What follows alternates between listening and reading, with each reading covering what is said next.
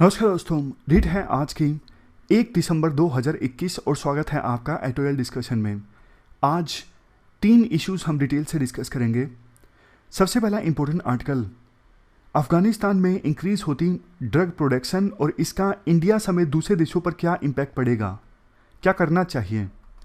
दूसरा article, India में informal economy के श्रिंक होने से संबंधित है।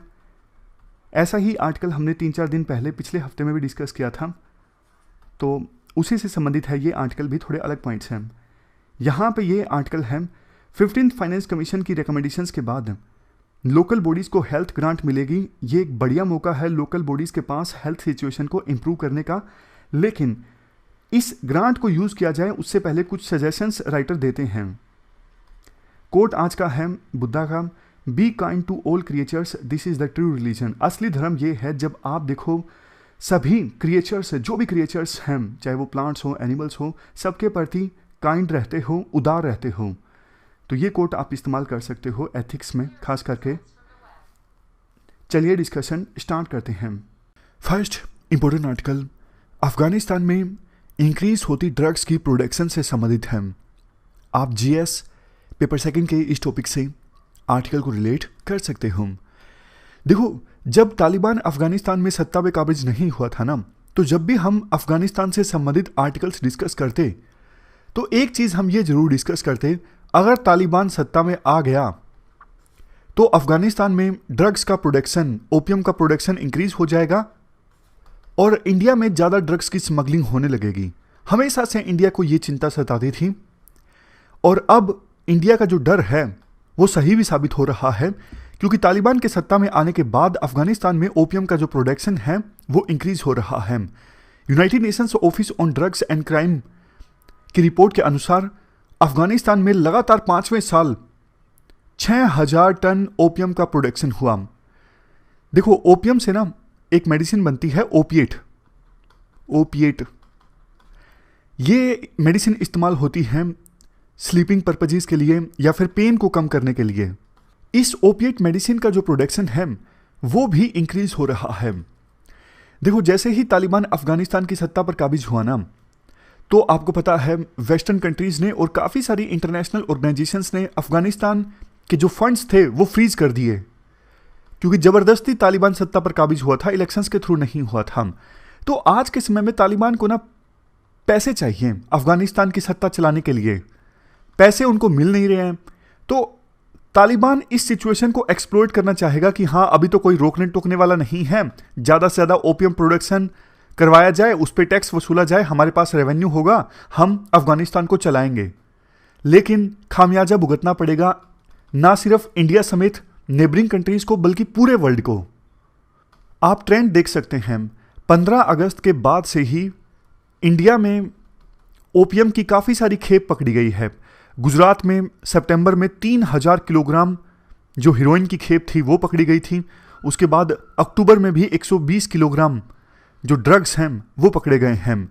मतलब ये तो देखो सिर्फ टिप इन द आइसबर्ग है। सोच के देखिए, ये तो वो चीज़ें हैं जो पकड़ी गई हैं। न जाने कितनी ड्रग्स इंडिया में आ गई होगी जिसका एजेंसीज को पता भी नहीं लगा।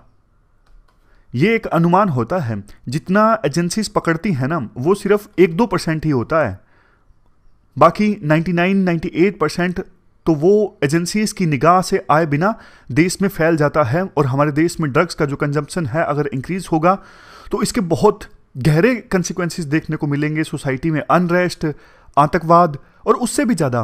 देखो, अफगानिस्तान में इस प्रकार से अगर ड्रग्स बेचे जाएंगे ना तो फ़ायदा किसको होगा?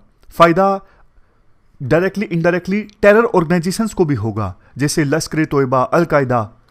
तो इन ऑर्गेनाइजेशंस को पैसा मिलेगा तो वो इस पैसे का इस्तेमाल करेंगे इंडिया में अनरेस्ट पैदा करने के लिए, खास करके कश्मीर में। तो इंडिया में तो हर तरफ से नुकसान है। ना सिर्फ ड्रग्स का जो कंजम्पशन है वो इंक्रीज होगा इस वजह से, बल्कि अफगानिस्तान में उन टेरर ऑर्गेनाइजेशंस को फायदा होगा ड्रग्स बेच के, जो इंडिया के खिलाफ नफरत फैलाते हैं, इंडिया के खिलाफ वायलेंस फैलाते हैं। और वैसे देखो, सिर्फ एक रूट नहीं है जिसके थ्रू ये ड्रग्स इंडिया में आते हैं। ये ड्रग्स तो डायरेक्टली इनडायरेक्टली काफ़ी सारे रूट्स के थ्रू इंडिया में आते हैं। जैसे पाकिस्तान के थ्रू, श्रीलंका के थ्रू, अफ्रीकन कंट्रीज जैसे मोजाम्बिक, साउथ अफ्रीका और इवन कतर के थ्रू। देखो वैसे ऐसा नहीं है कि ओपियम का प्रोडक्शन अफगानिस्तान में कोई नई चीज है। इवन जब 2001 से लेके 2021 के बीच में, 15 अगस्त 2021, जब तक अफगान गवर्नमेंट सत्ता में थी, तब भी ओपियम का प्रोडक्शन होता था। उसे रोकने का प्रयास किया गया अफगानिस्तान की गवर्नमेंट के द्वारा, लेकिन ज़्यादा सफलता हाथ नहीं लगी। उस समय जो ये इंटरनेशनल फोर्सेस, यूएसए समेत यूएसए के अलाइज कंट्रीज की फोर्सेस अफगानिस्तान में मौजूद थी ना, ये क्या करती थी, जहां उन्हें ओपियम का खेत दिखता, उस खेत की फसल को तबाह कर देते थे बिना किसान को कंपनसेशन दिए बिना। तो ये तरीका अपनाया गया अफगानिस्तान गवर्नमेंट और इंटरनेशनल फोर्सेस जो मौजूद थी अफगानिस्तान में ओपियम प्रोडक्शन को खत्म करने के लिए। लेकिन इसका ज़्यादा फायदा नहीं हुआ। जब तक देखो आप अल्टरनेटिव लाइवलीहुड अपॉर्चुनिटीज नहीं क्रिएट करोगे ना, तब तक आप वो किसान जो ओपियम उगाते हैं उनको मोटिवेट कर ही नहीं सकते दूसरे काम में लगने के लिए। उन्हें आप सॉल्यूशन तो दो ना।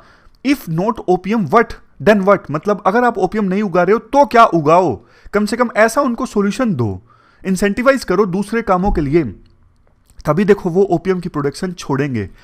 तो अफगान गवर्नमेंट असफल साबित हुई 2001 से लेकर 2021 के बीच ओपियम प्रोडक्शन को रोकने में। और अब तो देखो तालिबान सत्ता में है। तालिबान तो खुद चाहता है कि हाँ ओपियम प्रोडक्शन ज़्यादा हो, इससे हमें ज़्यादा रेवेन्यू मिलेगा। तो क्या ही ओपियम की प्रोडक्शन रुकेगी अब तो अफगानिस्तान में।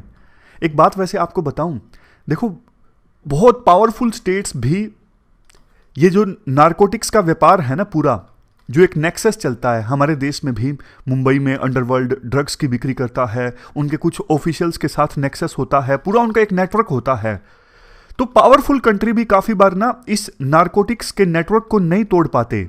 मैक्सिको में, ब्राज़ील में, कई देशों में ज़बरदस्त इनका नारकोटिक्स का नेटवर्क होता है और पावरफुल स्टेट भी इनको तोड़ नहीं पाते। ये ड्रग्स का व्यापार वहाँ पे चलता रहता है। और अफगानिस्तान, जहाँ पे तो तालिबान का कोई इंटरेस्ट ही नहीं है इस प्रकार के नेटवर्क को ख़त्म करने में, तो आप सोच के देख सकते हो कि अफगानिस्तान में आने वाले समय में कितना बड़ा ड्रग्स का जो साम्राज्य है वो बनने वाला है। और देखो कुछ यूरोपियन कंट्रीज़ को छोड़ दें जहाँ पे ड्रग्स अलाउड है। यूरोपियन कंट्रीज़ आपको पता है बड़ी बड़ी बातें बोलते हैं, इंडिविजुअल राइट है, ड्रग कंज्यूम कोई करना चाहता है तो करने दिया जाए। लेकिन सिर्फ कुछ ही देश ऐसे हैं, ज़्यादातर देशों में ड्रग्स बैन है। तो अगर इंटरनेशनल कम्युनिटी अफगानिस्तान को उसके भरोसे छोड़ देती है ना, तो आज नहीं तो कल जो ये इल्लीगल ड्रग्स है ना, यूएसए समेत बाकी यूरोपियन कंट्रीज जहां पे ड्रग्स इल्लीगल है वहां पर भी ये पहुंचेगा और उनको भी ये नुकसान पहुंचाएगा। तो बात ये है कि आप अफगानिस्तान को उसके हाल पे मत छोड़िए। लेकिन क्वेश्चन ये उठता है किया क्या जाए। चलो मान लिया कि अफगानिस्तान को उसके हाल पे नहीं छोड़ना चाहिए, तो क्या किया जाए। देखो आज के समय में ना अफगानिस्तान के लोगों को इंटरनेशनल कम्युनिटी की आवश्यकता है। अफगानिस्तान के लोग चाहते हैं अफगानिस्तान में एक legitimate, responsible, empowered, inclusive government establish हो। अफगानिस्तान की जो इकोनॉमी है पूरी तरह से कोलैप्स कर गई है, वहाँ पे गरीबी बहुत ज़्यादा बढ़ गई है, लोगों को खाने के लिए फूड ग्रेन्स नहीं है। तो इंटरनेशनल कम्युनिटी को चाहिए कि तालिबान के ऊपर प्रेशर डाला जाए कि वो इंक्लूसिव गवर्नमेंट इस्टेब्लिश करे अफगानिस्तान में, और इंडिया समेत विभिन्न देशों को ज़्यादा से ज़्यादा फूड एड अफगानिस्तान के लोगों को देनी चाहिए। इंडिया ने अपनी तरफ से अफगानिस्तान के मुद्दे पर 10 नवंबर को Delhi regional security dialogue organise किया था और रीजनल कंट्रीज तक पहुंचने की इंडिया ने कोशिश की थी इस डायलॉग के थ्रू। बट देखो इसके अलावा भी इंडिया को सेंट्रल एशिया में, वेस्ट एशिया में, साउथ एशिया में लाइक माइंडेड कंट्रीज के साथ अलायंस बनाना चाहिए ताकि अफगानिस्तान में अपने इंटरेस्ट को प्रोटेक्ट किया जा सके और अफगानिस्तान में ड्रग्स का प्रोडक्शन इंक्रीज ना हो, अफगानिस्तान में स्टेबिलिटी रहे, ये इंश्योर किया जा सके। इसके साथ साथ इंडिया को अफगानिस्तान की सोसाइटी में जो बड़े सेक्शंस हैं जैसे women, civil society groups, political leaders, business groups, ये सारे ग्रुप्स अभी चाहते हैं कि अफगानिस्तान में लेजिटिमेट, रिप्रेजेंटेटिव और इंक्लूसिव लीडरशिप आए अफगानिस्तान को आगे ले जाने के लिए। अदरवाइज तो अफगानिस्तान पूरी तरह से कोलैप्स कर रहा है। तो इन सेक्शंस तक इंडिया को पहुंचना चाहिए। तो ये पूरा आर्टिकल हमने डिस्कस किया अफगानिस्तान से संबंधित। चलते हैं आगे। इसके बाद नेक्स्ट आर्टिकल इंडिया में इनफॉर्मल सेक्टर के श्रिंक होने से संबंधित है। आप जीएस पेपर 3 के इस टॉपिक से आर्टिकल को कनेक्ट कर सकते हो। हाल ही में देखो स्टेट बैंक ऑफ इंडिया का एक रिसर्च रिपोर्ट सामने आई जिसमें यह कहा गया 2018 के बाद से ही इंडिया में जो इनफॉर्मल इकोनॉमी है वो श्रिंक हो रही है। इसका तो सीधा सीधा मतलब ये हुआ ना कि हमारे देश में जो फॉर्मल सेक्टर है वो मजबूत हो रहा है और इनफॉर्मल सेक्टर कमजोर हो रहा है। रिपोर्ट में यह भी कहा गया कि अब इंडिया में इनफॉर्मल सेक्टर का जो शेयर है वो सिर्फ 15 से 20% तक है 2021 में, जबकि 2018 में इंडिया की इकोनॉमी में इनफॉर्मल सेक्टर का शेयर था 52.4%। राइटर इस स्टेटमेंट से इत्तेफाक नहीं रखते। राइटर कहते हैं अगर देखो सच में ऐसा हुआ है तो इंडिया तो मिरेकल इकोनॉमी बन गया है रातों रात, क्योंकि देखो कोई भी अपर मिडिल इनकम इकोनॉमी जो है, चाहे वो लैटिन अमेरिका में हो या फिर आसियान का कोई मेंबर कंट्री हो, even low middle income country ने इस प्रकार से इनफॉर्मलाइजेशन से फॉर्मलाइजेशन का रास्ता तय नहीं किया है। और जबकि कोविड-19 की वजह से तो हालात और भी ज़्यादा खराब हुए थे, इनफॉर्मलाइजेशन और भी ज़्यादा बढ़ा था। कोविड-19 की महामारी की वजह से बहुत सारे फॉर्मल सेक्टर में काम करने वाले लोगों ने अपनी जॉब्स खो दी थी, तो फिर वो इनफॉर्मल काम करने लगे। तो होना तो उल्टा चाहिए, लेकिन एसबीआई की जो रिपोर्ट है वो कुछ और ही दावा कर रही है। तो इस पूरे इशू के तय में जाते हैं राइटर कहते हैं सबसे पहले तो देखो हमें जो इनफॉर्मल एंटरप्राइजेज है ना उनकी डेफिनेशन जाननी चाहिए। ये हमने 3-4 दिन पहले आर्टिकल डिस्कस किया था, उसमें भी आया था। राइटर कहते हैं जो international conference of labour statisticians organise हुई थी 15वीं 1993 में, ये इंटरनेशनल लेबर ऑर्गेनाइजेशन की कॉन्फ्रेंस थी। इसमें यह कहा गया कि वो हाउस होल्ड एंटरप्राइजेज जो सेपरेट लीगल एंटिटीज नहीं हैं, या फिर वो एंटरप्राइजेज जिनके कंप्लीट अकाउंट्स अवेलेबल नहीं हैं। आपने भी देखा होगा अपने आसपास के लोकल एरियाज में बहुत सारी बिजनेस फर्म्स अकाउंट मेंटेन नहीं करती। तो ये डेफिनेशन निकल के आई थी 15वीं international conference of labour statisticians में।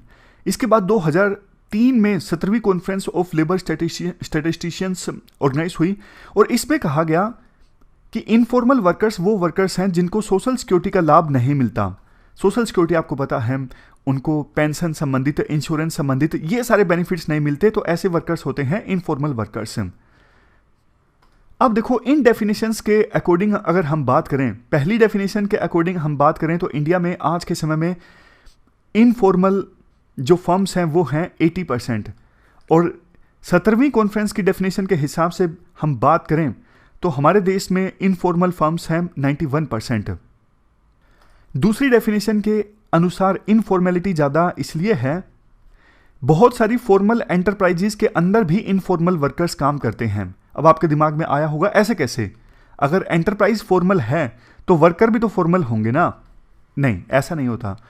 आपने देखा होगा बहुत सारी जो फॉर्मल एंटरप्राइजेज हैं वो अपने किसी काम को ना कॉन्ट्रैक्ट पे दे देती हैं। जैसे एग्जांपल आपको देता हूं, 1000 लोगों की एक फर्म्स है, लेकिन उस फर्म ने ना अपने एम्प्लॉयज़ को सैलरी देना, नए एम्प्लॉयज़ रिक्रूट करना, ये सब काम ना किसी एक लोकल फर्म को ठेके पे दे दिए, कॉन्ट्रैक्ट पे दे दिए, आउटसोर्स कर दिया मतलब काम।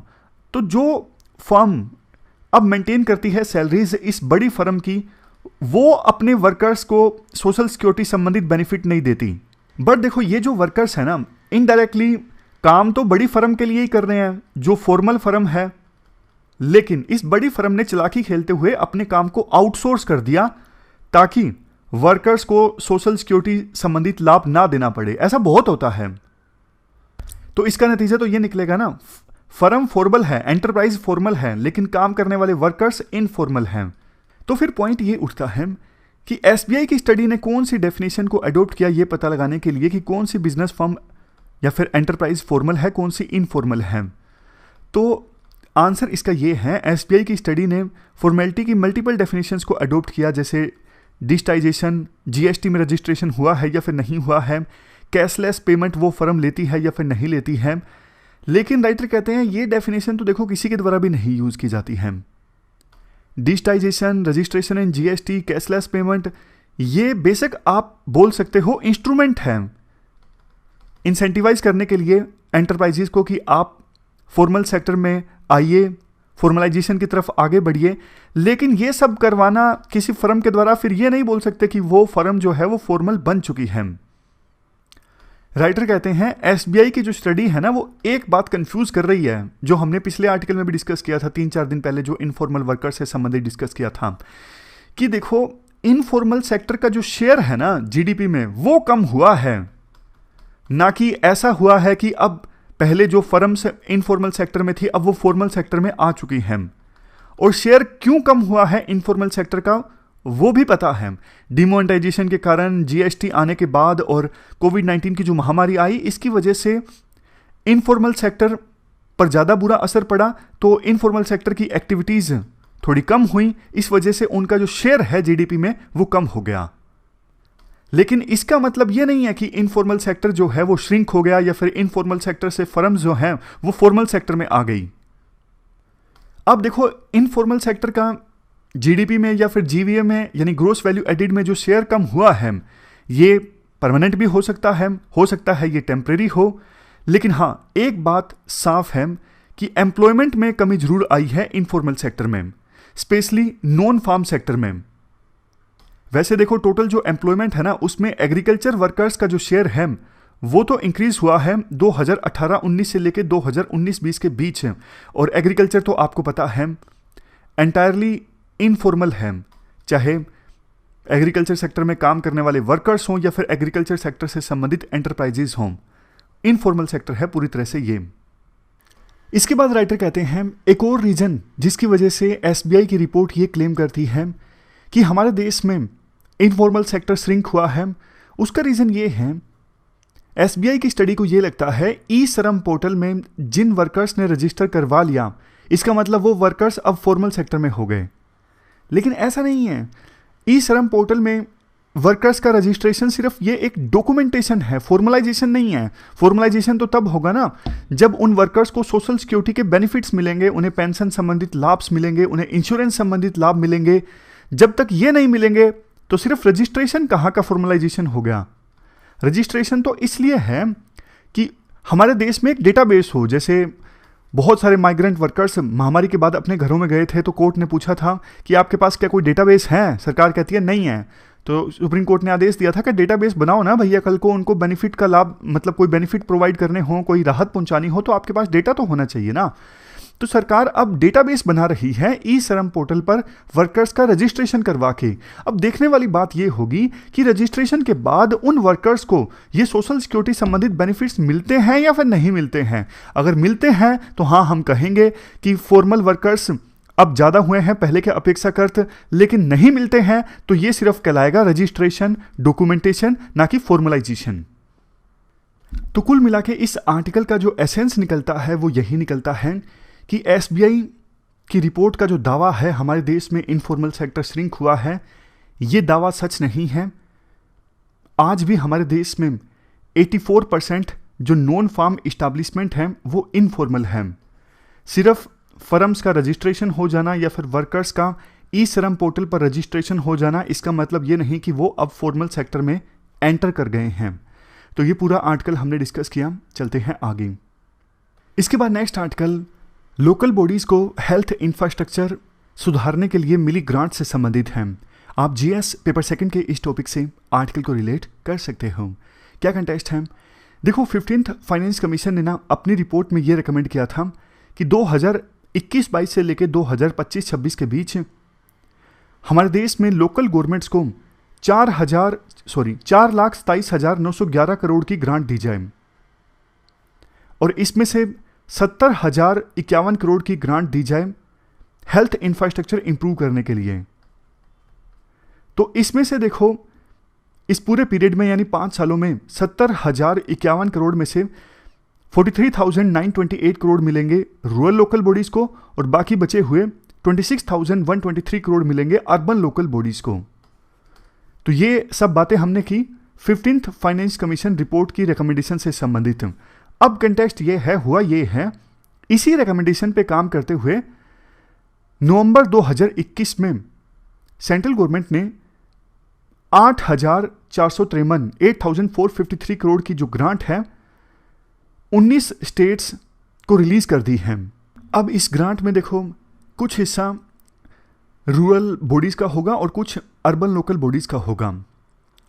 अब इसके बाद देखो आर्टिकल में बहुत सारे आंकड़े दिए जाते हैं, फिगर्स दिए जाते हैं और उन डेटा की सहायता से 2-3 बातें समझाने की कोशिश की जाती है। पहली चीज़, बेशक देखने में ये जो ग्रांट है काफ़ी कम लग रही है पूरे देश की लोकल बॉडीज़ के लिए, लेकिन देखो अगर हम देखें कि सरकार पूरे साल में कितना खर्च करती है हेल्थ पर, तो उस हिसाब से देखें तो ये जो ग्रांट है ना अच्छी खासी है। दूसरी चीज़, राइटर आंकड़ों की सहायता से ये बोलना चाहते हैं, जब 73rd 74th अमेंडमेंट हुआ था ना, यानी लोकल बॉडीज़ को संवैधानिक दर्जा मिला था, तो एक रिस्पॉन्सिबिलिटी उनको ये भी दी गई थी कि प्राइमरी हेल्थ केयर पर ध्यान देना। लेकिन देखो ये local bodies primary health care पर ज़्यादा ध्यान दे नहीं, इसकी ज़्यादा इंप्रूवमेंट कर नहीं इसकी। उसके पीछे 2-3 रीज़न रिस्पॉन्सिबल हैं। एक तो क्लियर रिस्पॉन्सिबिलिटी का ना होना, मतलब उनको स्पेसिफिक रिस्पॉन्सिबिलिटी नहीं दी गई है अभी भी, और दूसरा फाइनेंस की दिक्कत। तो इन 2 रीजंस की वजह से लोकल बॉडीज़, चाहे वो अर्बन लोकल बॉडीज़ हों या फिर रूरल लोकल बॉडीज़ हों, वो प्राइमरी हेल्थ केयर इंफ्रास्ट्रक्चर जो है वो इम्प्रूव नहीं कर सकी, यानी प्राइमरी लेवल पर हेल्थ सिचुएशन को इम्प्रूव नहीं कर सकी। और देखो इसके बाद राइटर ये बोलने की कोशिश करते हैं कि अर्बन जो लोकल बॉडीज़ हैं उनकी सिचुएशन और भी ज़्यादा ख़राब है as comparison to rural local bodies. Rural areas के लिए तो सरकार एक मिशन लेके आई थी 2005 में, नेशनल रूरल हेल्थ मिशन, लेकिन अर्बन एरियाज़ के लिए ये मिशन आया 2013 में, यानी 8 साल बाद, national urban health mission. Examples भी दिए जाते हैं, जैसे देखो अर्बन इंडिया में रूरल पॉपुलेशन की आधी पॉपुलेशन रहती है। हमारे देश में 68% जनता जो है वो रूरल एरियाज़ में रहती है और 32% के आसपास अर्बन एरियाज़ में। लेकिन अर्बन एरियाज़ में जो प्राइमरी हेल्थ केयर सेंटर्स हैं वो सिर्फ 1/6 हैं जितने कि रूरल एरियाज़ में हैं। अगर 6 primary health care centres rural areas में हैं तो सिर्फ 1 सेंटर अर्बन एरिया में है। जबकि लोगों को ये लगता है कि अर्बन एरियाज़ में तो सिचुएशन अच्छी होगी, ऐसा है नहीं। अर्बन एरिया में जो प्राइमरी हेल्थ केयर सेंटर्स हैं ना वो ज़्यादा वीक हैं। डेंगू, चिकनगुनिया जैसी जो बीमारियां हैं अर्बन एरियाज़ में फैलती रहती हैं। ये जो 2 वेव्स आई कोविड-19 की, इस वेव्स के दौरान अर्बन एरियाज़ में लोगों को टेस्टिंग में या फिर बेसिक कंसल्टेशन में काफ़ी प्रॉब्लम आई। अर्बन एरियाज़ में देखो एक दिक्कत ये भी है, फंडिंग की तो चलो मान लिया कमी है ही, इतनी सारी एजेंसीज होती हैं अर्बन एरियाज़ में, तो बहुत सारी एजेंसीज होती है ना, तो आपस में कोऑर्डिनेशन नहीं हो पाता हेल्थ सिचुएशन को इंप्रूव करने के लिए। जैसे देखो एग्जाम्पल दिया जाता है, कुछ साल पहले ऐसी कई रिपोर्ट्स सामने आई कि 3 जो दिल्ली में म्यूनसिपल कॉरपोरेशंस है ना वो मना कर रही हैं कि हम मोहल्ला क्लिनिक्स के लिए लैंड एलोकेट नहीं करेंगी, और इवन कुछ अंडर कंस्ट्रक्शन मोहल्ला क्लिनिक्स को तो डिस्ट्रॉय भी कर दिया गया। तो मल्टीपल एजेंसीज के बीच कोऑर्डिनेशन की दिक्कत।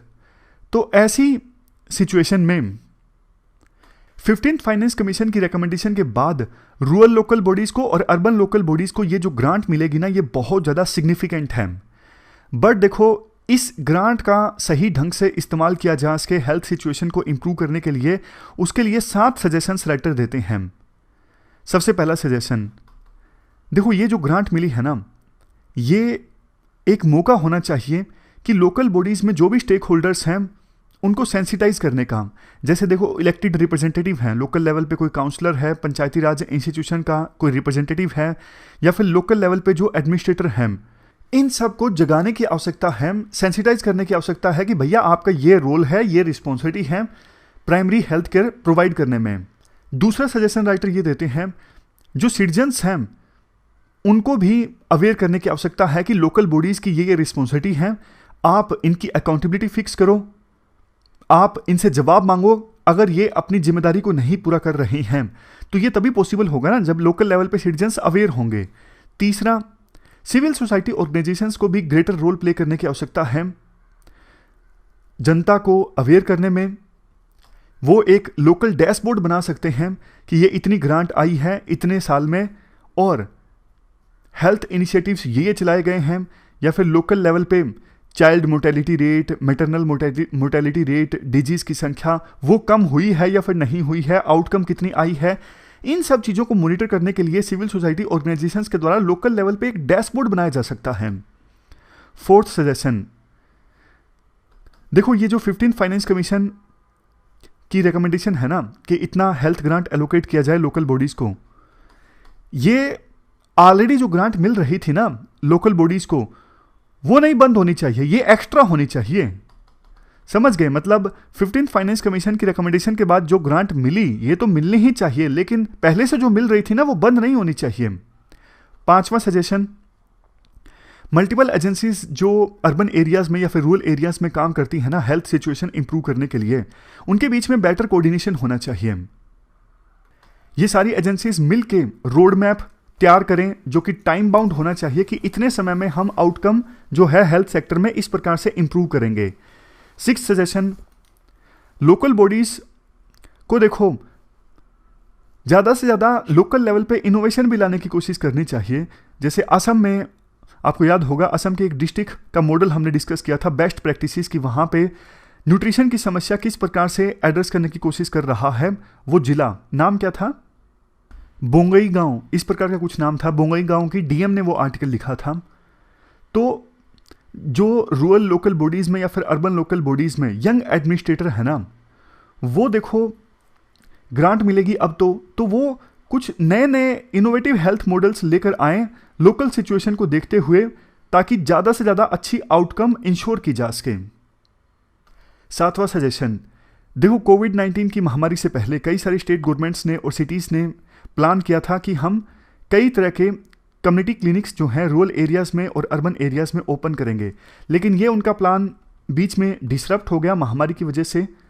तो जो स्टेट गवर्नमेंट या फिर सिटीज़ अर्बन और लोकल एरियाज़ में कम्युनिटी क्लिनिक खोलना चाहती थी, इस फंडिंग की सहायता से वो उन प्रपोजल्स को पूरा करने की दिशा में आगे बढ़ सकते हैं। कंक्लूजन में ये कहा जा सकता है, देखो ग्रांट तो ज़रूरी है, पैसों के बिना तो कुछ हो ही नहीं सकता, लेकिन इसके साथ साथ हमें बहुत सारी चीज़ों पर ध्यान देना होगा। जैसे जो इलेक्टेड रिप्रेजेंटेटिव्स हैं वो हेल्थ लीडरशिप शो करें, कई सारी जो एजेंसीज हैं उनके बीच में कोऑर्डिनेशन होना चाहिए, सिटीजन्स भी हेल्थ सेक्टर में एंगेज करें, अकाउंटेबिलिटी मैकेनिज्म सेट हो लोकल बॉडीज़ का, और एक मल्टी डिसिप्लिनरी ग्रुप बनाया जा सकता है टेक्निकल और हेल्थ एक्सपर्ट्स का, जिसकी गाइडेंस में लोकल लेवल पे इस ग्रांट का इस्तेमाल हो और हेल्थ सिचुएशन को इंप्रूव करने की कोशिश की जाए। तो ये हमने पूरा आर्टिकल डिस्कस किया लोकल बॉडीज़ को ग्रांट मिलने से संबंधित हेल्थ सेक्टर में इंप्रूवमेंट लाने के लिए। हमारी आज की इस डिस्कशन में इतना ही है। आज हमने 3 इश्यूज़ को डिटेल से डिस्कस किया। सबसे पहले अफगानिस्तान में ड्रग्स का बढ़ते प्रोडक्शन से संबंधित, दूसरे नंबर पे इनफॉर्मलाइजेशन से संबंधित, और तीसरे नंबर पे लोकल बॉडीज़ को मिली हेल्थ ग्रांट से संबंधित। Thank you very much for discussion.